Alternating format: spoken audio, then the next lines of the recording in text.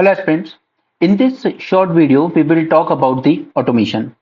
यहाँ से हम लोग जो सीरीज अब शुरू करेंगे इसमें हम वन बाय वन अपने पूरे साइंस एंड टेक्नोलॉजी का बेस बनाते जाएंगे, ताकि जब हम लोग अपनी रिवीजन मॉड्यूल स्टार्ट करेंगे तो उसमें हम लोग को सिर्फ पिछले 3 साल के न्यूज़पेपर से आर्टिकल्स देखने, ताकि जो भी वर्बेटिम बेस्ड क्वेश्चन आ जाते हैं या फिर कोई एक पर्टिकुलर टेक्नोलॉजी बेस्ड या फिर कहीं पे कोई सबमिट हुआ हो, इस टाइप के क्वेश्चन आएंगे तो वो हम वहां से हैंडल करेंगे। बट उसके लिए ये बेस तैयार होना जरूरी है। मेंस में आपको इस तरह के क्वेश्चन डायरेक्ट आ सकते हैं, तो उसी फॉर्मेट में हम इसको तैयार करेंगे। ठीक है, क्विकली चलते हैं। अभी तक हम ऑटोमेशन के बारे में क्या जानते हैं? फर्स्ट थिंग कि ये बेनिफिट तो करेंगे कि हमारे यहाँ की जो वर्क की प्रोडक्टिविटी है उसको बढ़ाएंगे। ठीक है, प्रोडक्टिविटी एज वेल एज हमारे मैन्युफैक्चरिंग और सभी सेक्टर्स को और ज्यादा एफिशिएंट बनाएंगे। But at the same time it will lead to some job loss at least. तो एक चीज तो श्योर है कि जॉब लॉस होगा, but at the same time जैसे कंप्यूटर्स आए, पुराने जो अकाउंटेंट्स वगैरह थे जो फाइलें मैनुअली मैनेज करते थे, उनकी जॉब्स गई, but at the same time new jobs भी लेकर आए। ठीक है, तो यहाँ पे जॉब लॉस होगा एंड न्यू जॉब्स भी आएंगी। अब सिर्फ देखना ये होगा कि ये जो जॉब लॉस है क्या वो सेमी स्किल्ड एंड अनस्किल्ड लोगों का ज्यादा होता है या फिर जो हाईली स्किल्ड हैं उनका ज्यादा होता है। यानी कि फॉर एग्जाम्पल अभी हम सीधी बात अगर करें तो चैट जीपीटी आने के बाद से काफी सारे न्यूज एडिटर्स वगैरह इनकी जॉब्स पे असर पड़ा है। लेटर राइटिंग, ऐसे राइटिंग, इन पे असर पड़ा है। ये चीज चैट जीपीटी का प्रो वर्जन अपने आप करके देता है, तो इसमें ज्यादा लोगों की अब जरूरत नहीं होती न्यूज चैनल्स वगैरह को। राइट, तो हो सकता है कि ये स्किल्ड जॉब्स वालों पर, हाईली एजुकेटेड जॉब्स वालों पर भी असर कर सकता है। एट द सेम टाइम जब ऑटोमेशन वगैरह में हम लोग मैन्युफैक्चरिंग की बात कर रहे हैं तो ऑटोमोबाइल सेक्टर जो आज वहां पे रोबोट्स, जैसे चाइना में एक उनका जो प्लांट है ऑटोमोबाइल्स का, वहां पे जस्ट 30 सेकेंड्स लगते हैं उसे एक कार को असेंबल करने में, जस्ट 30 सेकेंड्स। तो उस तरफ से फिर वो जो सेमी स्किल वाले लोग हैं उनकी जॉब्स पे भी खतरा है। Eight the same time educated लोगों की जॉब्स पर भी खतरा है, but at the same time कुछ न्यू जॉब्स भी लेकर आएगा, जैसे कंप्यूटर टेक्नोलॉजी लेके आई थी। ठीक है, या आप ये कह सकते हो कि हाँ, ये इन लोगों को, जो लोग हैं वर्कर्स, उनको और एक्स्ट्रा टाइम दे देगा कि आप अपनी स्किल्स को और ज्यादा एनहांस कर सकते हो, और कहीं ज्यादा जो और ज्यादा क्रिटिकल सेक्टर्स हैं, एनालिटिकल सेक्टर्स हैं, ठीक है, जिन्हें हम गोल्डन कॉलर जॉब्स कहते हैं, उस पे ज्यादा फोकस किया जा सकता है और ज्यादा हाई एजुकेशन के लिए आप जा सकते हो। ओके, तो ये इन शॉर्ट बेनिफिट्स भी हैं बट चैलेंजेस भी हैं। तो चलिए सबसे पहले हम अपनी डेफिनेशन तैयार करते हैं एज यूजुअल। ऑटोमेशन या फिर automatic control, it is about the usage of various control system for operation of equipment such as machinery, process in factories, boilers, heat turning ovens etcetera, या switching off telephone network and all those. ठीक है, shapes, aircraft, सब जगह ये use हो सकता है। ठीक है, विद इनसिग्निफिकेंट और रिड्यूस ह्यूमन इन्वॉल्वमेंट। ऑटोमेशन यही करेगा हमारे लिए कि जो कंट्रोल सिस्टम है वो सब ऑटोमेट कर देगा और ह्यूमन इन्वॉल्वमेंट जो है वो कम से कम हो जाएगी। ठीक है, जैसे आजकल टोल प्लाजा वगैरह पे होने लगा है, हालांकि अभी भी लोग रहते हैं वहां पर, लेकिन एक बार ये सैटेलाइट सिस्टम से कनेक्ट हो गया, आपका सैटेलाइट के थ्रू ट्रैक होगा कितने किलोमीटर आप चले हो हाईवे पे, उतने हिसाब से आपका टोल कट जाएगा। राइट, तो ये मैन पावर को कम करेगा, ह्यूमन इंटरवेंशन को कम करेगा। जब हम ड्राइवरलेस कार की बात कर रहे हैं तब भी वहां पे क्या हो रहा है, हमारा ह्यूमन इंटरवेंशन कम हो रहा है एंड सब चीजें जो कंट्रोल सिस्टम है वो ऑटोमेटिक ज्यादा हो रहा है। राइट, अगर थोड़ा सा फैक्ट्स की बात करें तो करेंटली जो इंडस्ट्री है वो करीब $1.5 बिलियन स्पेंड कर रही है to incorporate automation in their projects, and this robotic automation is growing at a booming rate of 60%। Okay, ये कुछ फैक्ट्स मैं आपको इसलिए देता हूं कि ये आपके आंसर को बहुत बेटर बनाएंगे।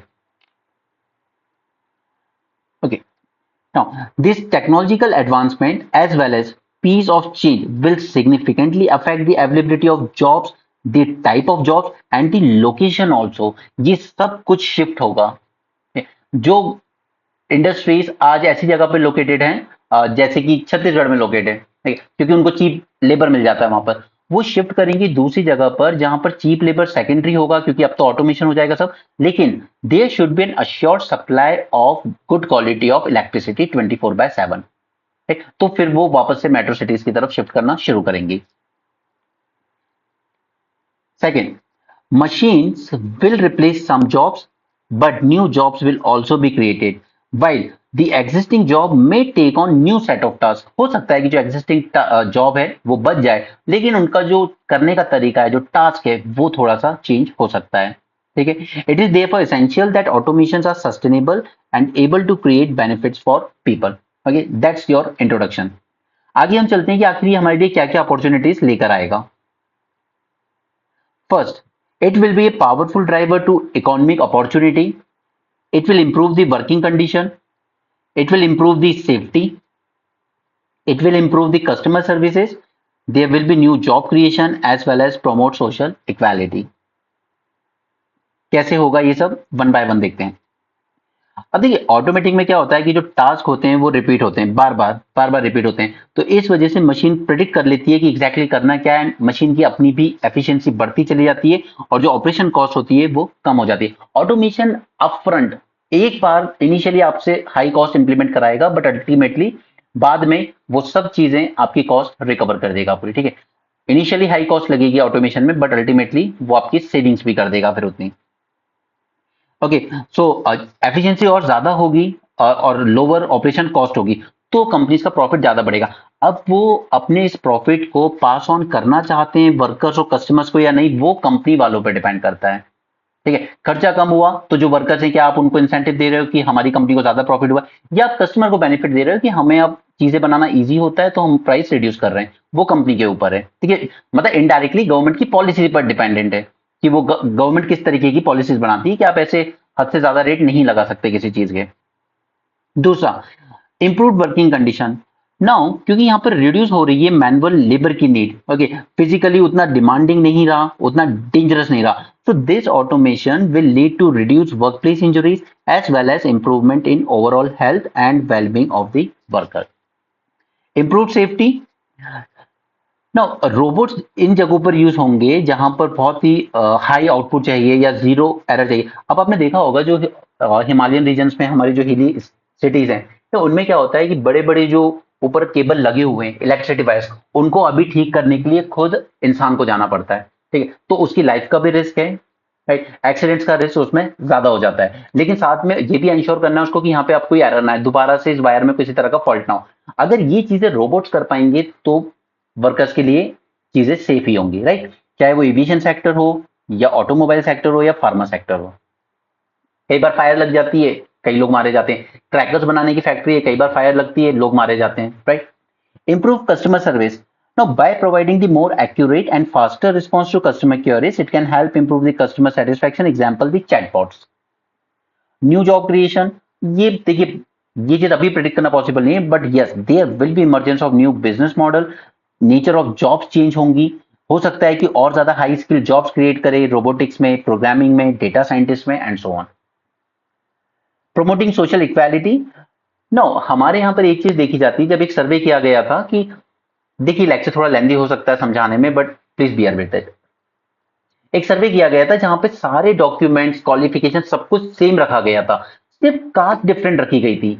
कुछ रिज्यूम तैयार किए गए जनरल कास्ट के लिए, कुछ रिज्यूम तैयार किए गए एसटी, एससी, ओबीसी के लिए, और देखा यह गया कि जब ये रिज्यूम 500 से ज्यादा मल्टीनेशनल कंपनी से भेजे गए तो सबसे ज्यादा फोन कॉल्स जो आए थे वो आए थे जनरल कास्ट, जनरल कैटेगरी के कैंडिडेट्स के लिए, ठीक है। सारे क्वालिफिकेशन सेम रखे हैं, आपका कॉलेज सेम, आपकी डिग्री सेम, आपका ग्रेजुएशन, पोस्ट ग्रेजुएशन, पीएचडी सब कुछ सेम, उसके बाद भी तो यहाँ पे एक चीज देखी गई थी कि कहीं ना कहीं माइंडसेट में यही है कि हाँ हो सकता है कि जो जनरल कैटेगरी से आ रहे हैं वो लोग ज्यादा ब्रिलियंट हो, नो मैटर कि सेम स्कोर किया है, सेम यूनिवर्सिटी से पढ़े, सेम ब्रांच से पढ़े, उसके बाद भी वो जो माइंडसेट था, तो कहीं ना कहीं वर्क फोर्स में एक डिस्क्रिमिनेशन इनबिल्ट है, ठीक है। तो ये जो ऑटोमेशन होगा एटलीस्ट ये सोशल इक्वालिटी को इंश्योर करेगा। They will provide non-discriminatory access.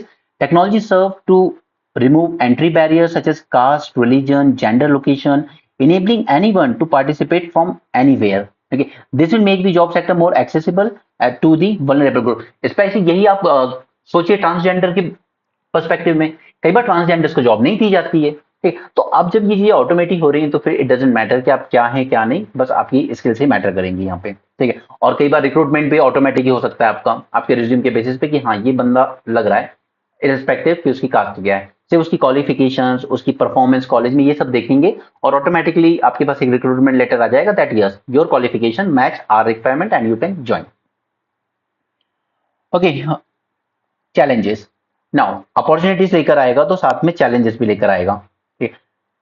Job loss होंगे इनिशियल पीरियड में, तो होंगे, जैसे कंप्यूटर आने के बाद इनिशियली हुए थे उसके बाद रिकवर हो गए, ठीक है। इनिशियल पीरियड में तो जॉब लॉस डेफिनेटली होंगे। लार्ज स्केल डिस्प्लेसमेंट होगी, ये स्किल्ड वर्कर्स की भी हो सकती है, हाईली एजुकेटेड की भी हो सकती है, और ये सेमी स्किल्ड वर्कर्स की भी हो सकती है।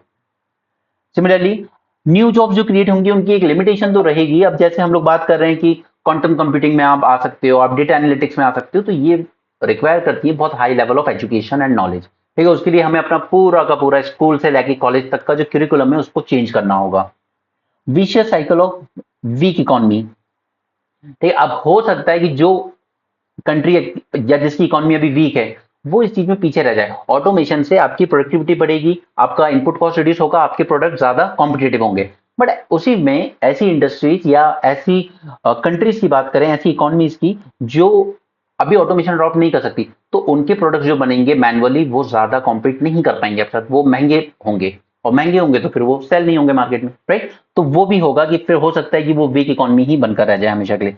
It will aggravate the income inequality. हो सकता है एटलीस्ट इनिशियली तो हो सकता है, जो बहुत हाई स्किल्ड होंगे उनकी इनकम भी बहुत अच्छी होगी, but at the same time जो लो स्किल्ड होंगे, अब जैसे एक एडिटर था, सपोज कीजिए एक एडिटर था न्यूज चैनल में, अभी उसकी इनकम बहुत अच्छी थी, बट बाद में जब ये चीजें ऑटोमेशन अडॉप्ट कर लिया उस न्यूज चैनल ने, तो वो इसकी सैलरी कम कर देंगे कि अभी हम आपको 70,000 दे देते हैं, अब हम आपको 30,000 ही देंगे, क्योंकि काफी काम ऑटोमेटिक हो जाता है। ठीक है, जॉब से नहीं भी निकालेंगे तो आपकी सैलरी रिड्यूस कर देंगे।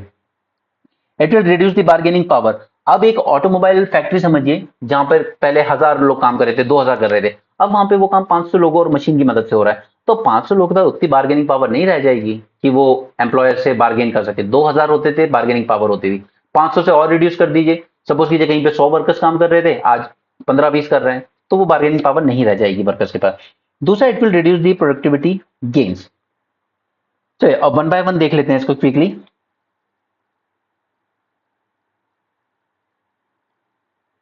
Okay, job loss. हमारे यहाँ सबसे ज्यादा एम्प्लॉयमेंट कहाँ मिलता है? मैन्युफैक्चरिंग सेक्टर में, उसके बाद मिलता है कंस्ट्रक्शन सेक्टर में। ओके, सो ये जो एग्रीकल्चर मैन्युफैक्चरिंग सेक्टर है, जहाँ पे सबसे ज्यादा सेमी स्किल्ड एंड अनस्किल्ड लोग काम करते हैं, ये सबसे ज्यादा इंपैक्ट होगा ये सेक्टर, स्पेशली वुमेन वर्कर्स सबसे ज्यादा इंपैक्ट होंगी, क्योंकि ऑलरेडी ये परसेप्शन है कि वुमेन वर्कर्स की प्रोडक्टिविटी उतनी ज्यादा नहीं होती। तो अगर कंपनी को एम्प्लॉयज निकालने होंगे तो सबसे पहले वो वुमेन एम्प्लॉयज को निकालेगी।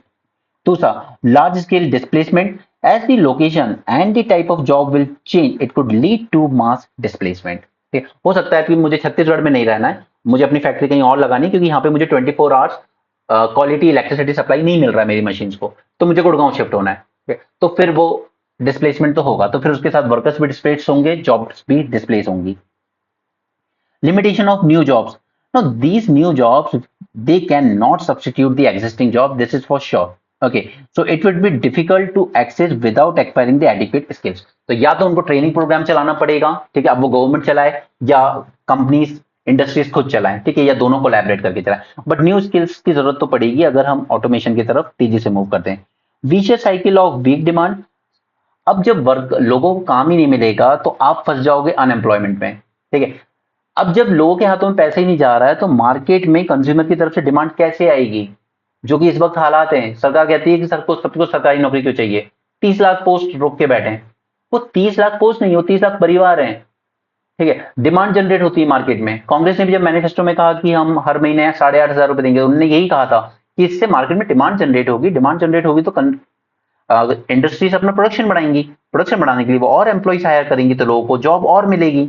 ठीक है, तो वो एक साइकिल बनती है, एक पॉजिटिव, बट ये एक नेगेटिव साइकिल में चला जाएगा। अगर ऑटोमेशन की वजह से जॉबलेस हो गए लोग, तो फिर मार्केट में डिमांड कौन है? मशीन्स तो नहीं कंज्यूम करेंगी ना गुड्स, वो तो परचेज करेंगी नहीं मार्केट से कुछ। It will aggravate income inequality. Yes, ये जॉब्स रिप्लेस जब करेंगी machines, they tend to be lower paying and lower skills, while the jobs created by automation tend to be higher paying and require specialized skills. तो जिसको लो job कर रहा होगा वो बहुत ही कम अर्न करेगा, और जो हाई एकदम हाई लेवल पे चला गया डेटा एनालिटिक्स टाइप की चीजों पे, ठीक है, वो बहुत हाई अर्न करेगा, तो हो सकता है कि इससे इनक्वालिटी और ज्यादा बढ़ेगी। हाई लेवल की जॉब वाले को 2 लाख 5 लाख तक का भी पैकेज मिल सकता है, लेकिन लो लेवल वाले को रूटीन टास्क है, मशीन की मदद से कर रहा है, तो 20,000 30,000 इसी तरह का मिलेगा।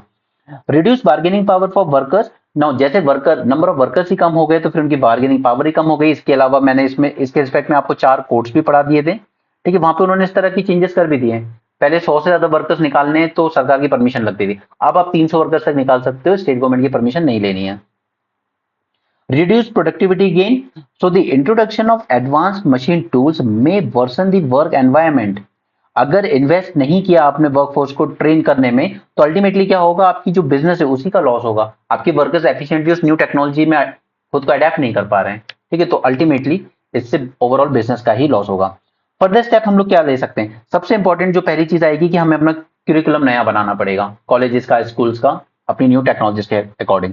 उसके अलावा ये जो semi skilled unskilled workforce displace होगी, उसको कुछ ना कुछ तो स्पेशल सोशल प्रोटेक्शन हमें देनी होगी। या तो हमें ऐसा रूल बनाना होगा कि ये जो कंपनीज हैं ये एक हद से ज्यादा वर्कर्स नहीं निकाल सकती, ठीक है। और दूसरा ये भी कि अगर आप ऑटोमेशन कर रहे हो तो अच्छी बात है, आप रोबोट टैक्स लगाएंगे हम आप पे, ठीक है, क्योंकि जब वर्कर या एम्प्लॉय अर्न करता है तो वो तो टैक्स पे करता है, लेकिन मशीन तो टैक्स पे नहीं करेंगी, तो फिर हम उन पे टैक्स लगाएंगे, रोबोट टैक्स। ये न्यूज़पेपर में ये पॉइंट आया था और मैंने आपके साथ वहीं पे डिस्कस किया था। डबल अप्रोच हम लोग ले सकते हैं और इम्पैक्ट असेसमेंट, ये चारों चीजें करनी होंगी in way forward. Along with automation, businesses need to plan upgrading skills of an existing workforce to harness the long-term technological dividends। तो आप existing workforce को निकालने की बजाय बेटर है कि जैसे जैसे आप ऑटोमेशन की तरफ बढ़ रहे हैं अपनी वर्कफोर्स को उसके लिए स्किल करते रहो ताकि वो निकालने की नौबत ना आए। Second, introduction of new curriculum for schools, for colleges, for universities, ठीक है, या और ज्यादा वोकेशनल ट्रेनिंग सेंटर्स बनाने होंगे। हमें इस एजुकेशन सेक्टर को रीअलाइन करना होगा with greater focus on the stem, that is science, technology, engineering, mathematics, and those. Impact assessment. Now, these government research institutions, they need to investigate how the technological changes will affect the employment and what are the opportunities for consumers, manufacturers, and other stakeholders involved in entire supply chain management. Lastly, special protection to semi skilled and unskilled workforce, क्योंकि जो labour intensive manufacturing sector जैसे construction, ठीक है, उसमें अब 3D printing use हो रहा है, 4D प्रिंटिंग हो। देखिए ये सारे टॉपिक्स मैं आपको वन बाय वन कराने वाला हूँ। अगला टॉपिक मेरा आपके साथ आईपीआर होगा, इंटेलेक्चुअल प्रोटेक्शन राइट, ठीक है। उसके बाद मैं आपके साथ करूंगा 3D printing and 4D printing, ठीक है। उसके बाद हम बात करेंगे आईओटी की।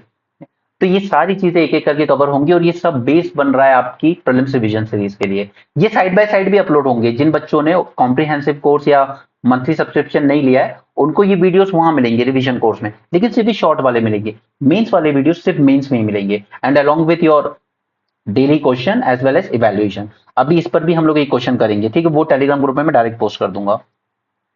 हमें एक्सटेंशन कर देना होगा सोशल सिक्योरिटी नेट का in case of wide spread income या जॉब लॉस। अगर जॉब लॉस हो ही रही है, कंपनीज कर ही रही है, तो फिर कम से कम हमें इनकी किसी ना किसी तरीके से सोशल प्रोटेक्शन इंश्योर करनी होगी, जैसे अभी हमने 70+ ईयर वाले लोगों की है। उसके अलावा हम लोग एक रोबोट टैक्स लगा सकते हैं यहाँ पे। So to conclude, a culture of adaptability and lifelong learning along with government policies and coordination with industries in this transition will be crucial for spreading the benefits of automation widely through society। ठीक है, ये conclusion और introduction ये आप ditto as it is याद रखिए, ये exam hall में आपको बहुत हेल्प करेगा। So that's it for this short session. Thanks for joining, have a great day and keep learning.